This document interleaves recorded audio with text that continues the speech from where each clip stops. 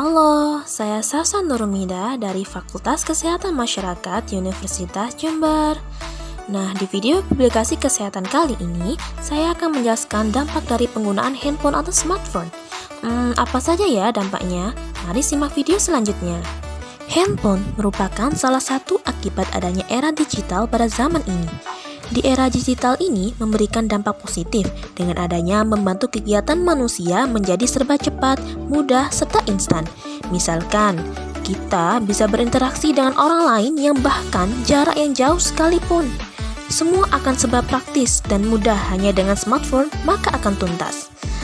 Segala informasi ilmu pengetahuan hanya bisa kita dapatkan dengan mencari pada laman internet yang ada di handphone atau smartphone kita. Manfaatnya beragam baik dalam bidang komunikasi, pendidikan, ekonomi, bisnis, dan lain sebagainya. Handphone memiliki fitur yang beragam fungsinya yang bisa kita nikmati dengan maksud sesuai keperluan kita. Tetapi tentunya di dunia ini tidak ada yang sempurna. Jadi tak heran dan tak disadari dengan adanya dampak negatif bagi kita para pengguna alat canggih ini. Jika kita menggunakan handphone atau smartphone ini secara berlebihan tanpa kenal waktu dan kontrol yang tidak baik. Apa saja ya dampak negatif bagi kesehatan jika kita menggunakan handphone atau smartphone secara berlebihan? Menurut referensi yang saya simpulkan, terdapat pembagian dampak kesehatan. Yang pertama adalah dampak bagi kesehatan rohani atau yang kita kenal sebagai kesehatan mental. Saat menggunakan fitur handphone atau smartphone seperti game, media sosial, dan lain sebagainya dapat menjadi kecanduan bagi remaja serta mental terganggu, menjadi perasaan cemas berlebih, antisosial, dan stres.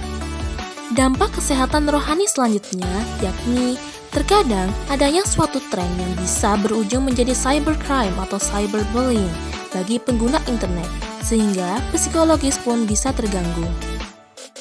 Yang kedua adalah dampak kesehatan jasmani atau yang kita kenal sebagai kesehatan fisik. Handphone atau smartphone menghasilkan radiasi yang bersifat karsinogenik. Hal tersebut yang bisa munculnya sel kanker. Dampak kesehatan jasmani yang lainnya yakni paparan sinar biru yang melalui stres oksidatif dapat merusak kolagen jika menggunakan ponsel berjangka panjang. Alhasil inilah yang menyebabkan rusaknya kulit. Lalu, cahaya yang dihasilkan handphone atau smartphone dapat menyebabkan gangguan penglihatan yang berawal dari mata yang kelelahan menatap layar handphone. Dampak selanjutnya yakni waktu tidur dapat terganggu saat kita mementingkan candu kita terhadap fitur-fitur yang ada di ponsel. Pola tidur yang tidak teratur bisa meningkatkan risiko penyakit diabetes, depresi, obesitas, dan lain sebagainya.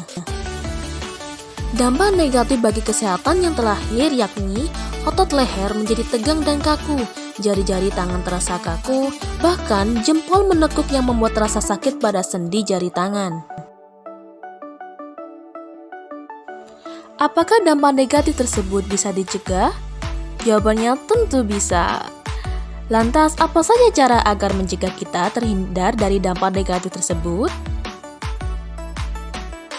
Pencegahan yang pertama yakni tentunya gunakan ponsel sepenuhnya ya, batasi penggunaannya serta berikan waktu untuk beristirahat secara berkala. Yang kedua, cahaya yang dikeluarkan ponsel cukup terang, maka cobalah kurangi kapasitas kontras serta berikan jarak ponsel kita dengan mata ya. Yang ketiga, saat menggunakan handphone atau smartphone, hindari kepala yang menunduk ya. Yang keempat, secara berkala, saat merasa lelah, maka lakukan peregangan otot, baik otot leher maupun jari tangan. Yang kelima, saat sedang menelpon atau mendengarkan musik, biasakan menggunakan hands-free untuk membatasi radiasi dengan otak. Tetapi, gunakan sewajarnya ya, agar tidak terjadi gangguan pendengaran saat menggunakan hands-free secara berlebihan. Yang terakhir, aturlah waktu pola tidur dan tidak bergadang tanpa kepentingan yang pasti. Wah, sudah selesai ya? Baik, demikianlah video publikasi kesehatan dari Sausan. Semoga menjadi wawasan baru kita, yang mana sudah sewajarnya kita meningkatkan kualitas kesehatan kita.